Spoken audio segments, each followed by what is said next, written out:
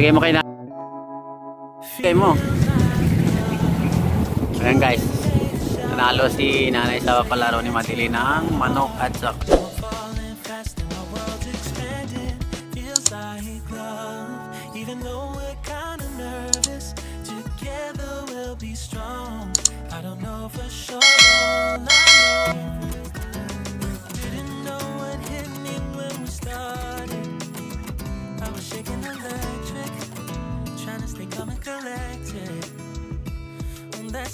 Hello guys, papalaro kami ni Maddie doon sa may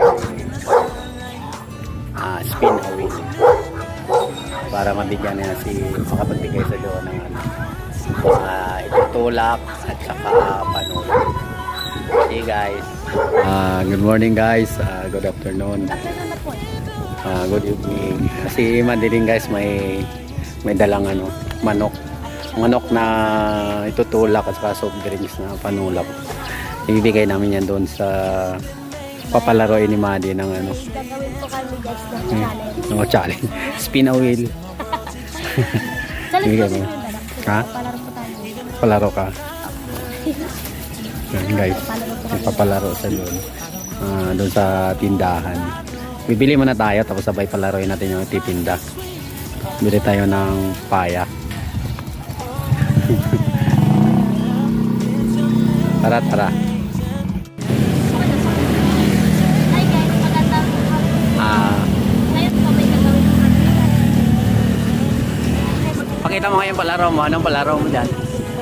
May palaro lang po kami ng Spin a wheel? spin out. Depende din lang po yun kung saan.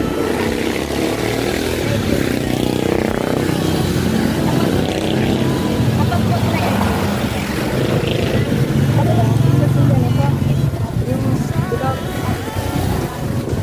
meron ako niya sa cellphone yan, nakikita ko Oo, kaya nanay.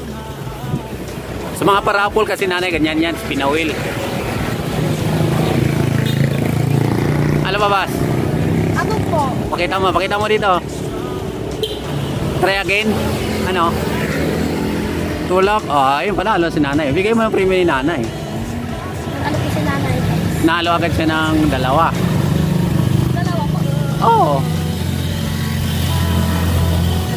Tulak na yun dahil laki na si nanay Okay na po. Oo, yun. Bigay mo na yung premium nanay.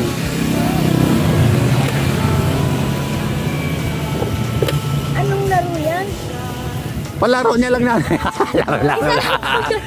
Ha? Isa lang po.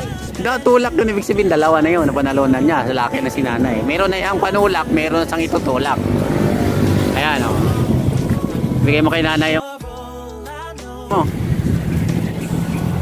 ayan guys, nanalo si nanay sa palaro ni Madeline ng manok at saka soft drinks.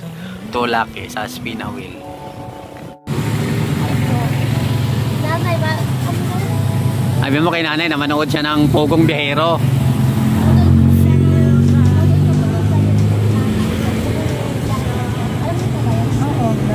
Ano kayo nanay? Pogong Biyahero? Okay, Sir Paul sa Davao. Ayun, ganda ka Davao yan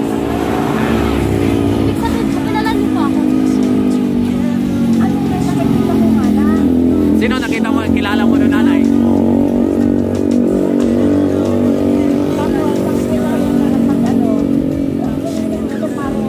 Sa bingguhan. Hindi na pa okay yan. Hindi. Nakapunta ka naman dito? Nakapunta na po ako dito. Pero nakasakit ka hindi po po. Ayun pala. Bibili lang po kami. Hindi, bumibili lang dito nanay, hindi mo lang napansin. Hindi ko lang napansin. Ano ka pala nanay ng Pogong Biyahero? Kay Sir Paul. Nasa Davao. Ito parang sa bingguhan. Sige nanay. Salamat.